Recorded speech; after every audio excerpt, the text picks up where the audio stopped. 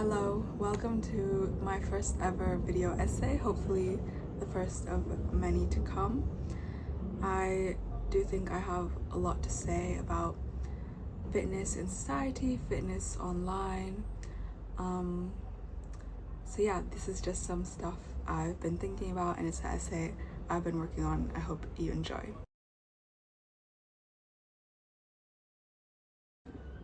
The topic I want to explore is fitness and how it relates to value in society. Fitness, as we perceive it, is generally regarded as an attractive trait, but the reason for this generally has to do more with the physical attributes that come with it, rather than the capacity to carry out strenuous tasks. And in a world where attractiveness is a commodity, this isn't unexpected. However, I do think there needs to be an awareness of why we value fitness to avoid toxicity and even eugenics-like rhetoric that has become increasingly common in the online fitness industry.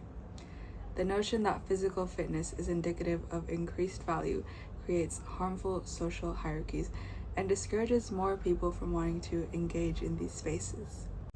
I would also like to highlight that online fitness communities are not necessarily representative of real life fitness communities. I think there's a big discrepancy from what we see online and the people that we interact with in real life or even one-on-one with online. Most people I've met are super kind and encouraging, and not representative of the narratives that I see circulating online. Now let's give some historical precedent to these ideas, because the idea that fitness is indicative of value is not new, and it has precedent through two lines of thought that I want to explore. First being fitness understood as aesthetics and a beauty standard rather than through the lens of health. And the second being fitness perceived as indicative of moral superiority. So what even is fitness by standard definition?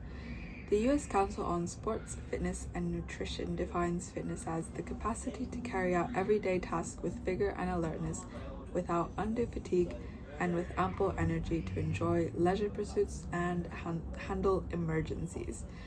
This is a general standard definition. Other institutions say very similar things. Some versions include a general state of health in their definition. Physical attributes are not mentioned. However, the idea of fitness is largely understood to be represented through physical attributes, specifically leanness and muscular definition. And I'm sure you've seen reels of influencers online sharing their what I eat in a day to gain muscle and stay lean, or something like that. There is an obsession with wanting to stay indefinitely lean, and any bodybuilder will tell you this is not sustainable year-round if you want to put on some substantial muscle. For endurance athletes, these diets are likely also not ideal. You cannot constantly chase leanness without stunting your performance. Being lean can be fun and it can be a great goal, but if you want to improve your physical performance, it can't be a constant year-round goal. And of course, diets should be individualized depending on your goals, your weight, your stature, your circumstances. It's fun to share your meals and give other people ideas of what to eat, what to combine things with. But if you're framing your diet as a tutorial to look the way that you do, and most importantly to stay lean, I think that's problematic, and it also aligns with the current skinny talk trends and the rise of GLP-1s. It's just thinly masked by a veil of fitness, and I think this misunderstands the concept of what fitness is as well. Mainstream fitness media makes the mistake of understanding the physique and fitness as static. Fitness is something you achieve and then you just are fit, you become. When in reality, it's a constant moving target that must be maintained, and it can be measured in many different ways. Fitness is a constant pursuit of goals. These goals will not only change person to person, but season to season. From a bodybuilding perspective, I like to think of my physique as an output. It's a presentation of my recent activity and consumption, and I can alter these to change my physique in ways desirable for my current goals. And I think all athletes' goals should be constantly evolving as you achieve your goals, because if you have the same goal year after year after year, are you really improving, or are you just trying to stay lean, stay the same?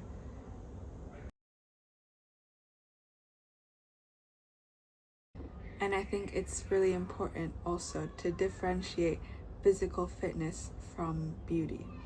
It's hard to completely detach these because they're both visual and they're so socially intertwined. But if we make the mistake of completely conflating them, we misinterpret fitness as a static goal and blur the lines between fitness, beauty, and value. There's nothing wrong with chasing aesthetic goals.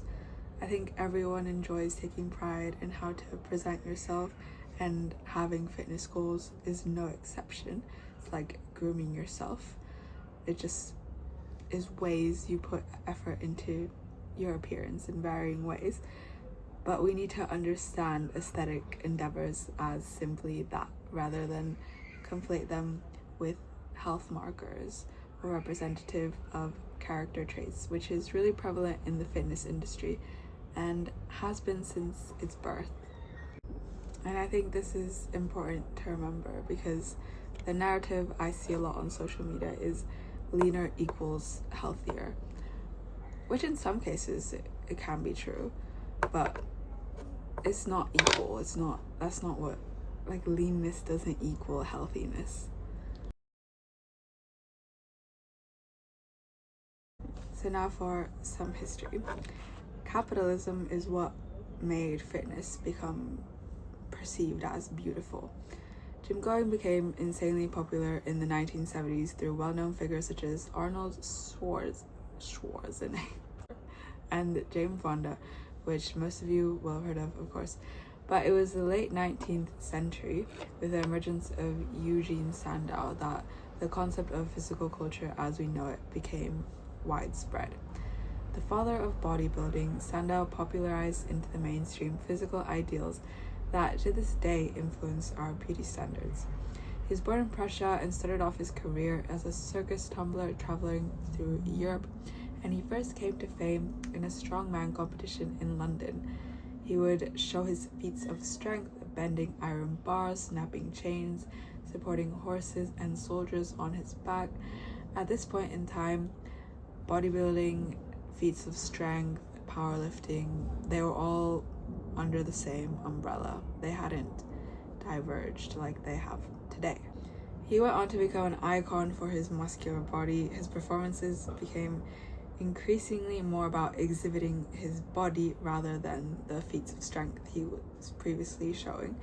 And he started selling his workout routines for people to look like him. Does this sound familiar? It's like influencers selling you their workout plan to look like them. He marketed the body as art, and he imitated ancient statues. And this helped associate muscularity with culture, and it became more palatable to bourgeoisie classes rather than the working class, which it had been previously associated to.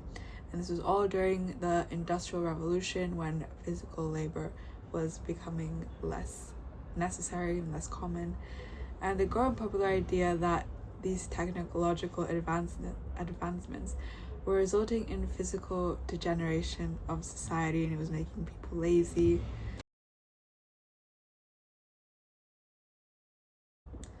Also, the inclusion of women in the workforce, it made people start saying that men were losing their masculinity, and physical exercise was becoming a way to combat laziness, reclaim masculinity, and perfect the human body. Dr. Connor Heffernan outlines in his book that Sandow was essentially the first to commercialize the body as an ideal to be sold. Capitalism and fitness became and remain intertwined. Influencers and companies today will try and sell you their supplement or their fitness trackers or their gadgets. That's not to say these things are useless. Of course they can be helpful, but they will try and upsell the amount that they help a lot. And the underlying idea is that they are selling you the idea of fitness. You buy this and you become fit. And not to mention, you become fit, you become attractive, you become valuable. All these things become intrinsically linked. So fitness as a beauty standard has become entrenched because it has become commodified and profitable. It's an insecurity that businesses can grift on and claim to be able to solve. So we just need to be aware of that as fitness goers. Now, the second concept I want to explore is fitness as moral superiority. Fitness has long been conflated with character traits, with strength being associated with morality and weakness with immorality.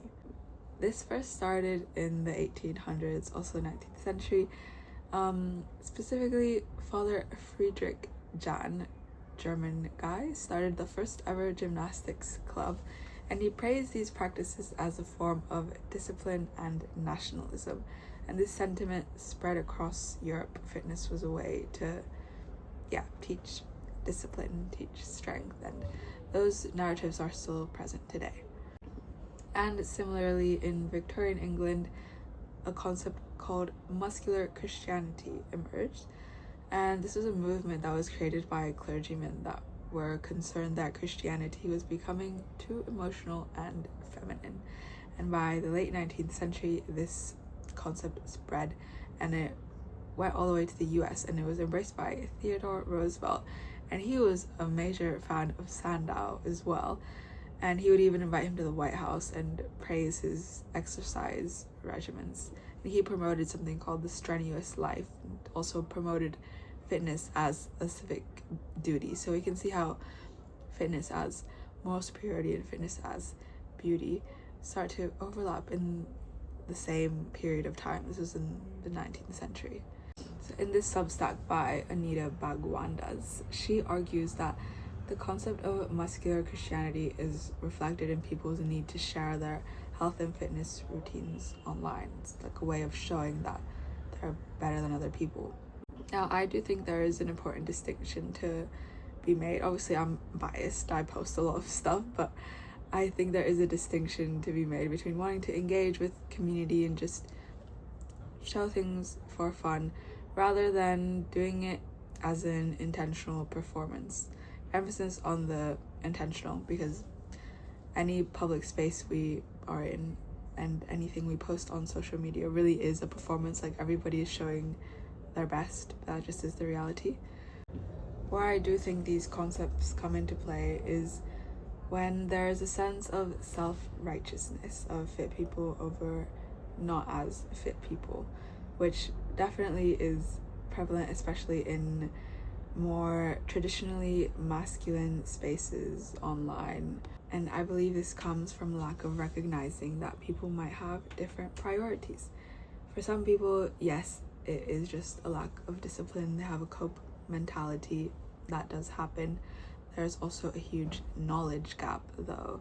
A lot of people that are willing to put in the effort, but they don't know how to do it. And this is only exacerbated by circulating misinformation in social media and the capitalization of these health products. The companies will tell you this is gonna fix your problem, but also other people don't value having an aesthetic physique as much, and that's okay.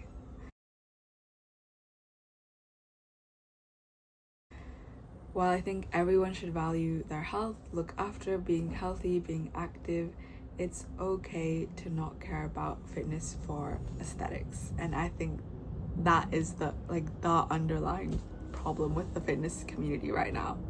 Like, the fact that people don't understand that not everybody cares that much about looking physically fit. They just want to be healthy and not have health problems, and maintaining an impressive physique takes a lot of time and effort that not everybody is willing to engage in. That's okay, and that's actually a good thing.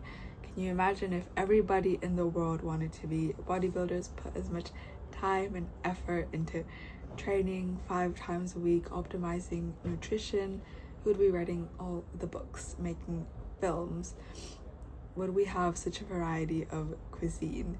The economy would also probably collapse. And it would just be a really boring world if we all valued the same exact physique. And this is not to say that bodybuilders don't have other passions. Obviously, I have other passions.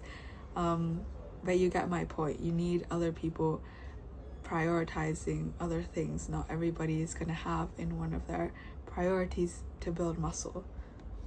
I think it's amazing that we're all unique individuals and we're interested in different forms of activity. So having specific muscular definition is not representative of beauty, health, moral superiority. It's just representative of what you want to chase.